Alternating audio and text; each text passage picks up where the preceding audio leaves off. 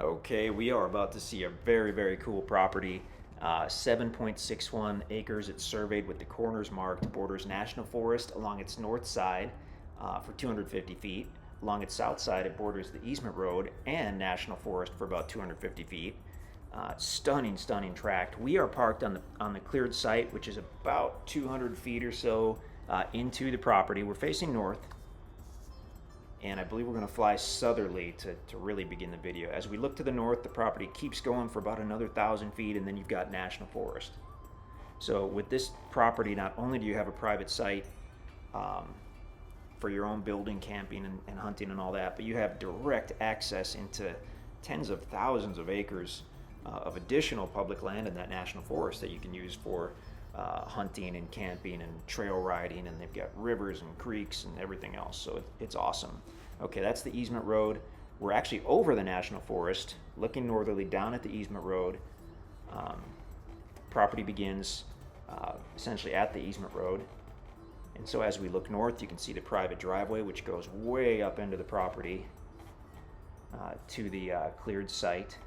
And I think we're just going to fly northerly over this property and check it out. You can see that kind of diagonal trail that crosses over the driveway. That is not any kind of additional easement road. That's just an existing road that happened to be there. So part of that crosses over the property, but it's not an easement. It's just an old trail that happens to be there. Okay, looking northerly. The site itself looks gorgeous. Just a very nice bonus to have that on the property. It had been cleared probably just before this video was taken. They likely used a mulcher mounted on the front of a skid steer for the small and medium trees, and I'm sure they had to cut some of the bigger trees. Okay, going northerly. Let me see if I have a topo map here so we know what to expect. So from the easement road, the property rises up to the site. The site itself looked level. Once we get past that, it's going to slope down, and there's actually a kind of a valley with a seasonal creek that goes diagonally over the middle of the property. When we get beyond that, I think we have already, it rises back up very gradually, and then as we get toward the north side, it levels out very nicely as you start getting closer to the National Forest. So I'd say that's where we are now, nearing the north end of the property, and we'll know when we get to the north end because there's a straight cleared area which runs across the north side, and that's what we're looking down on right there, I believe. And it probably looks more like a road than it should because they likely ran the mulcher over that just to clear it. But on the north side of the property, that's not a road. On these tracks 1 through 12, they've got that cleared line that crosses over the north side. Not an easement, nothing like that. Just when this was all one large tract, the owner had bulldozed the perimeter of it. So either to fence it or just to define between the private land and the National Forest. So now we're over the National Forest. Tens of thousands of acres that you can get to from the north side of the property. Unbelievable for hunting and recreation. I mean, it really is.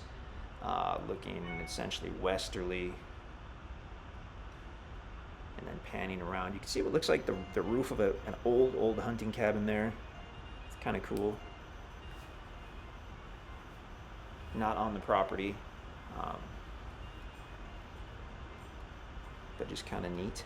Okay, now flying back southerly over the property and sloping down to that valley area we talked about with the seasonal creek bed, and then it'll rise back up as we come back to the private clearing. Just a special tract. I mean, we've said it before, but all these Devil's Backbone tracts are awesome. This particular one just happens to, I don't want to say be more awesome than some of the others, but having the National Forest frontage on two sides, having that very usable clearing, I mean, that's great. It looks like whoever did that picked a good spot for it. Easily large enough to get in with a trailer and get turned around. Since they cleared it with the mulcher, you'll want to be careful because sometimes those mulchers will leave little stobs or whatnot. If you're in a truck that has, truck tires, you should be okay. I mean, we drive all over those sites after they've been mulched, but we generally have not like super heavy duty tires on our vehicles, but we definitely don't have soft street tires either. Probably 8 or 10 ply tires on your truck or SUV would be a really good idea.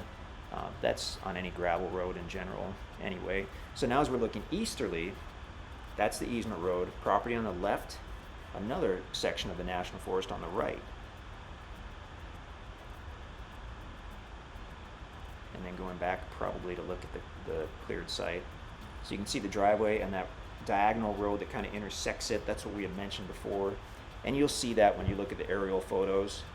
You'll see that it's just an old trail that at some point crossed over the property. That one is not an easement for anybody else to use.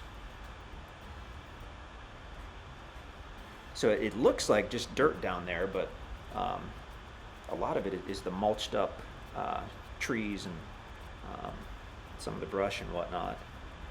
So I don't know if the guys planted any grass seed, probably not, but even so, it's going to grow up with greenery probably within a year, but for sure within 2 seasons, even if you don't do anything to it, it's going to grow up and be a nice, beautiful, greasy sea of greenery out there. So off to the right looks like a pile of probably some of the larger trees that it's not time effective or cost effective to mulch the big trees. Easier to just cut those and move them to the side and mulch what's left.